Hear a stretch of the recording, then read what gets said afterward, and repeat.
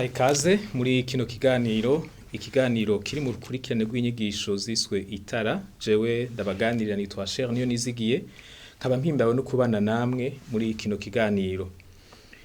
Ikiganiro ngira nganire namwe cerekeye ijambo kuba umukristo canke nugusigura mbega kuba umukristo bisigura iki. Ijambo kuba umukristo rirafise ayandi majambo asa naryo akunda gukoreshwa, harimwo kuba umukizwa, harimwo gukizwa, harimwo kuba uwizera, kuba umukirisu n'ayandi. Ayo n'amajambo dukunda gukoresha cane mu mvugo yacu ya misi yose nk'abakristo. Hanyuma kubera n'amajambo dukoresha kenshi, hariho igihe bishika umuntu ntiyiyumvire cane icyo asigura, canke ugasanga ntituriko turatahura uburemerezi bw'iryo jambo mu mpande zose zaryo. Nico gituma ari vyiza yuko twiyibutsa mbega iyo mvuze ngo ndumukirisu, iyo mvuze ngo ndumukristo, mu vy'ukuri mba mvuze iki. Kuko aya majambo yose mvuze n'amajambo adonda akaranga kacu dufise mu Mana. Mukaba muzi yuko akaranga ariko kavyara ingene umuntu abaho, ingene yiyumvira, ivyo akora, ingene ameze muri rusangi. Ni vyiza rero yuko uyu mushinge w'akaranga kacu tuba dutahura neza ico usigura. Iri jambo umukristo canke umukirisu, iyo usomye Bibiliya usanga hari ayandi majambo menshi akoreshwa kugira ngo asigure ico arico. Nashaka gufata amajambo nyamukuru ane. Ijambo kuba wavutse ubwa kabiri, irya kabiri ni kuba watsindanishirijwe, irya gatatu ni kuba wacunguwe, ijambo rya kane ni kuba umwana w'Imana. Nashaka gufata ayo majambo ane nyamukuru. Muri iki kiganiro rero ngiye kuvuga ku ijambo kuba wavutse ubwa kabiri. Ayo majambo atatu yandi asigaye nzoyavuga ko mu bindi biganiro. Kuvuka ubwa kabiri si ijambo abantu bigeneye, ni ijambo tubona muri Bibiliya. Hariho abakirisu bamwe barikoresha cane iyo bariko baridondora, akavuga ati jewe ndi umukristo yavutse ubwa kabiri, bakacongerako iruhande y'iri jambo umukirisu canke umukristo. Hariho n'amashengero usanga yubakiye kuri iri jambo ryo kuvuka ubwa kabiri, cane mu ndimi z'icongereza niho wumva bavuga ngo born again Christian church n'ibindi. Urumva yuko rero iri jambo ni jambo rikomeye cane mu buzima bw'abakirisu ku gatwe kabo, ariko kandi no mu buzima bw'amashengero. Mugabo nkuko nabivuze, si ijambo abantu bigeneye, ni ijambo rikomoka muri Bibiliya. Dusomye muri Yohana igice ca 3 umurongo wa 3, canke usoma irya nkuru yose, ni inkuru y'umwigisha w'ivyagezo yitwa Nikodemu yagendeye Yesu mwijoro, hanyuma yarafise ibibazo ashaka kumubaza. Mugabo ukurikiranye ingene inkuru yagenze, Yesu yarayihindukije, Nikodemu asanga ariko abwirwa ibintu atarazi ko ari vyaza kubwirwa, aca mujana muri iri jambo ryo kuvuka ubwa kabiri, aca mubarira ngo ntibishoboka ko umuntu yinjira mu bwami bw'Imana atavutse ubwa kabiri. No kuvuga imbere yuko umuntu yakigwa mu bwami bw'Imana hari ikintu gisabwa. Kuvuka ubwa kabiri rero si akantu gatoya umuntu ashobora guhitamwo gukora canke ntakore. Si ikintu kidafise ikimazi kinini, ni umushinge, ni wo rufatiro rutuma umuntu yinjira yemegwa mu bwami bw'Imana. Nico Yesu yabariye Nikodemu. Usomye mu cete ca mbere c'intumwa Petero, igice ca mbere umurongo wa 2 n'uwa 3, iri jambo ryo kuvuka ubwa kabiri naho nyene riragaruka. Petero akavuga ngo Imana yaratuvyaye ubwa kabiri, ngo biciye mu rupfu rwa Yesu, ngo nico gituma dufise ivyizigiro. Ivyizigiro abakristo dufise muri ino si, suko tutagira ibitugora nk'abandi, suko ejo hadashobora kutugora nkuko hashobora kugora abandi. Ivyizigiro vyacu vyubakiye kuri iki kintu Imana yadukoreye mu kutuvyara ubwa kabiri. Birafise ingaruka ku kuntu tubaho, kuko Imana yabikoze ifise iyindi ntumbero yo muri kazoza. Iyi ni intango, ubu n'umushinge, urugendo ntirurahera, haracariho ivyiza tutarabona. Ariko ngo intango yavyo ni uku kuvuka ubwa kabiri. Ariko none kuvuka ubwa kabiri bisigura iki? Byukuri kuvuka ubwa kabiri mu mvugo isanzwe ni ikintu kidashoboka, kuko nta muntu ashobora kuvuka kabiri. Umuntu avuka rimwe hanyuma hakagera igihe agapfa. Na Nikodemu yarabajije ico kibazo ngo mbega umuntu yoshobora gusubira mu nda ya nyina agasubira kuvuka ukundi?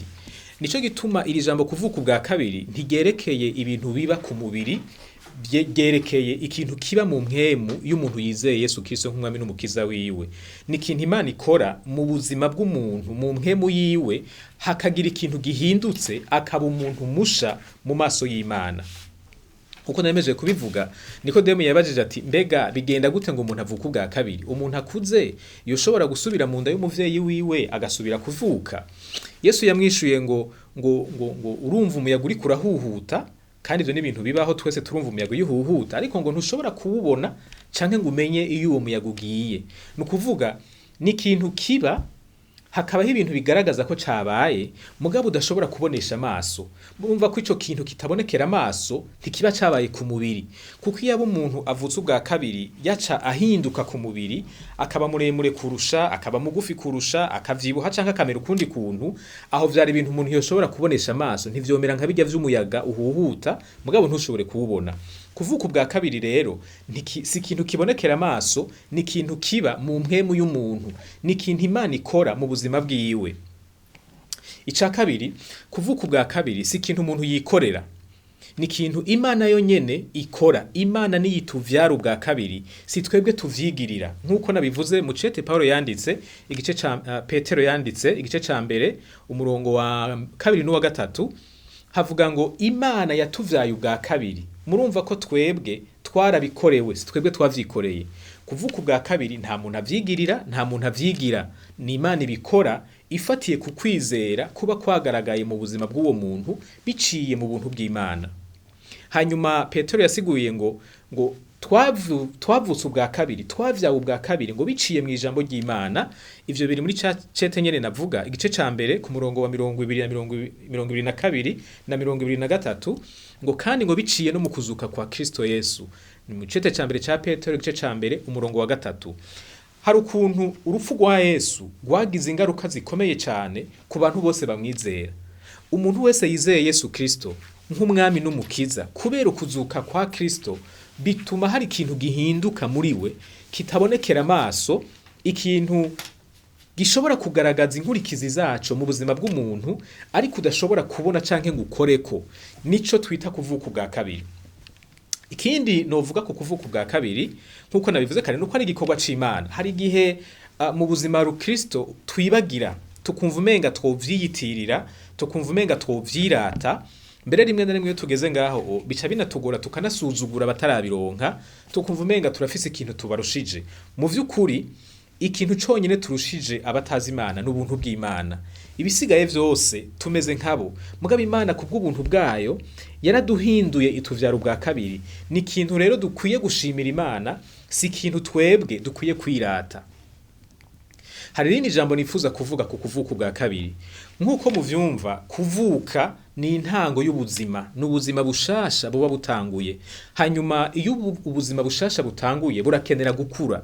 nico gituma iyo umwana avutse aritabwaho aragaburirwa arakingirwa ingwara hanyuma akavugwa iyo agwaye ivyo vyose bikorwa kugira ngo bwa buzima bukingirwe umwana ashobore gukura no mu buzima bw'impwemu niko bimeze kuvuka ubwa kabiri ni intango n'urugendo rushasha ruba rutanguye umuntu aba yinjiyemwo mu buzima bwiwe nico gituma uko kuvuka gutegerezwa gukurikirwa no gukura muri bwa buzima bw'impwemu nyene umuntu avutse agaca agumaho nyene ntaba ari umuntu akomeye ntaba ari umuntu muzima hategerezwa kubaho urugendo rwo gukura iyo dusomye mu cete ca mbere Petero yanditse igice ca kabiri umurongo wa kabiri hariho ijambo libwirwa abakristo cane cane uriravye rimeze nk'iribwirwa abakristo bakiri bashasha ariko twese turarikeneye rivuga ngo muhurumbire amata atavanze amazi kugira ngo bibafashe gukura bibafashe kugira amagara meza mu buryo bw'impwemu amata atavanze amazi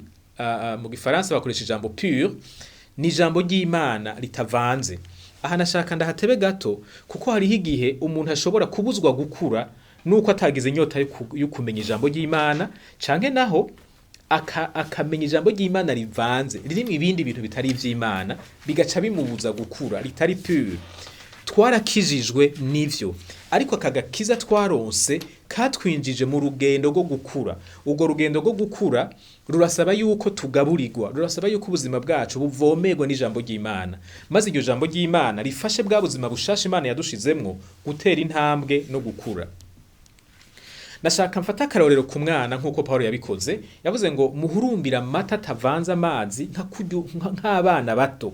Muramaze kubona iyo umwana afise amagara meza ukuntu yonkana ishaka rimwe na rimwe akonka cyane kugeza naho amaberebere amukora. Niko n'abakristo dukwiye kumenya dukumera, dukwiye guhurumbira ijambo ry'Imana tukarironderana umwete tukaryiga cyane kugeza aho rifata bwa buzima bushasha buri muri twebwe rikabukomeza maze bugakura. Reka turangize mvuga ngo twaravutse ubwa kabiri, uko nukuri ico ni kintu ntasubigwamwo. Turi mu muryango w'abavutse ubwa kabiri kuko Imana yaragikoze muri twebwe igihe twizera Yesu Kristo nk'umwami n'umukiza wacu. Twararonse ubuzima bushasha. Ubwo buzima rero burakeneye kugaburirwa kugira ngo dukure, kandi kugira ngo bugaburirwe biradusaba kugira umwete, biradusaba guhurumbira ijambo ry'Imana, biradusaba guhurumbira ibintu vy'impwemu ivy'Imana yipfuza ko bidufasha gukura vyose, tukabironderana umwete. Ubuzima bwacu ntibwume, ntiduhave tubibimuga canke ngo tubibikuri mu mpwemu abantu badatera intambwe ngo bakure. Ndashaka kubatera intege, mugira ishaka ryo gusoma ijambo ry'Imana, mugira ishaka ryo kwiga ijambo ry'Imana, mugira ishaka ryo kurimbura ijambo ry'Imana, ryo kurifata mu mutwe, kuko ijambo ry'Imana ni ya mata atavanze atuma ubuzima bw'impwemu buturimwo butera intambwe buje imbere. Ndashaka mbakengurukire kuko mwabanye nanje muri kino kiganiro, ndabasabira umugisha w'Imana, Imana ibakomeze kubakira kuri uwo mushinge mwiza mwubakiyeko. Abataragira uwo mushinge namwe mwihane mwakira gakiza kugira ngo mushobore kwinjira muri ubu buzima bushasha bw'abavutse ubwa kabiri. Imana ibahezagire.